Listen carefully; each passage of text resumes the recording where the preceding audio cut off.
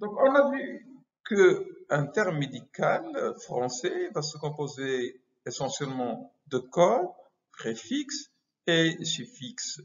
Maintenant, on va voir les suffixes. Les suffixes. Et on va voir des suffixes qui sont en rapport avec les maladies et leurs mécanismes.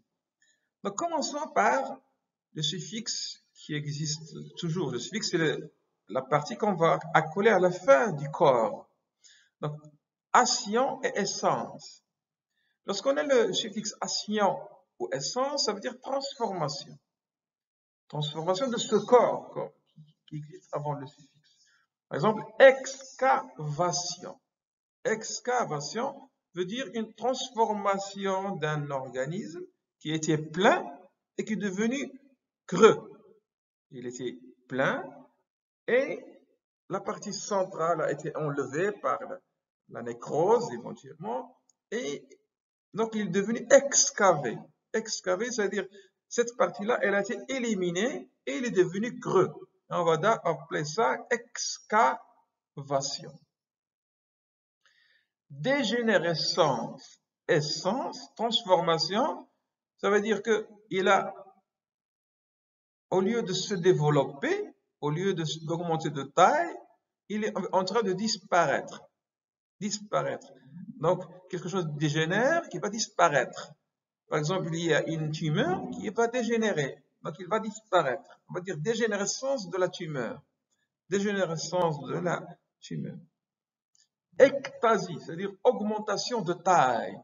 Bronchectasie, bronche, c'est le corps, c'est les bronches. Ectasie, c'est-à-dire augmentation de taille. Donc, c'est ce qu'on appelle bronchectasie. On l'appelle aussi, plus facilement, mais c'est un mot composé, dilatation des bronches.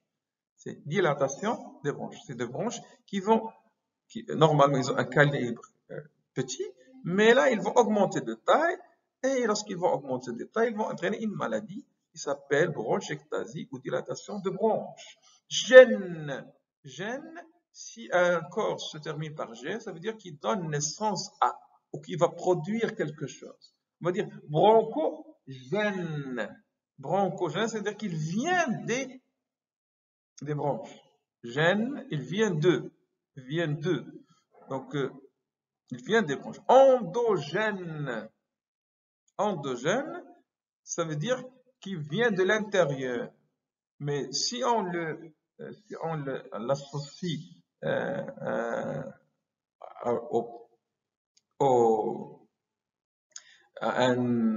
un autre terme avant, on dit par exemple un processus endogène. Ça veut dire un processus qui produit quelque chose de l'intérieur, qui donne naissance à quelque chose, mais de l'intérieur. D'accord?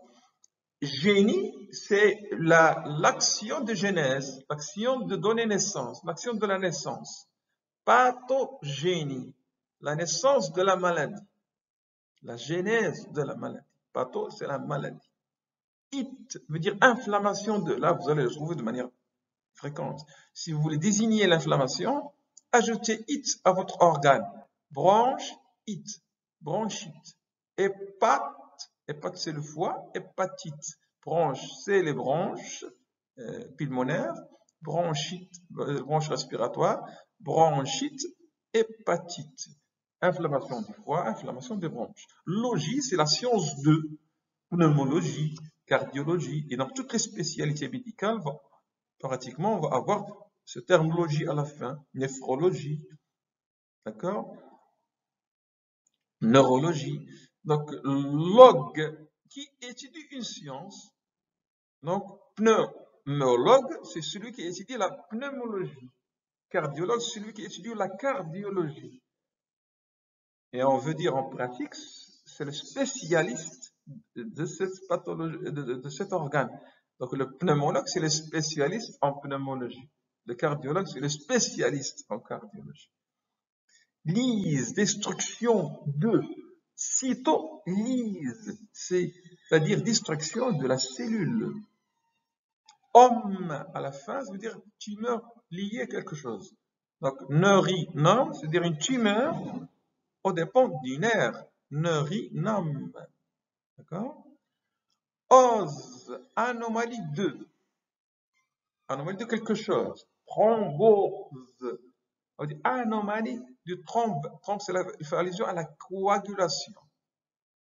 La coagulation. Donc, anomalie de la coagulation. Et donc, vous aurez des caillots de sang qui vont obstruer les vaisseaux. Et on va appeler ça une thrombose. Thrombose vasculaire. Soit thrombose veineuse, soit thrombose artérielle. Acidose. C'est une anomalie de l'acidité du sang. Donc, le pH du sang va être augmenté. Pour faire ça, on fait par exemple une gazométrie. Ce qu'on appelle une gazométrie, une mesure des gaz du sang. Et parmi les mesures, on va associer le pH. Et on cherche une acidose. À l'opposé de l'acidose, vous avez l'alcalose. Une anomalie où dans le pH va augmenter. Ici, dans l'acidose, le pH va diminuer. Mais dans les deux, vous avez une anomalie du pH. Pathie, maladie de quelque chose. Pneumopathie, c'est une maladie du poumon. Cardiopathie, c'est une maladie du cœur.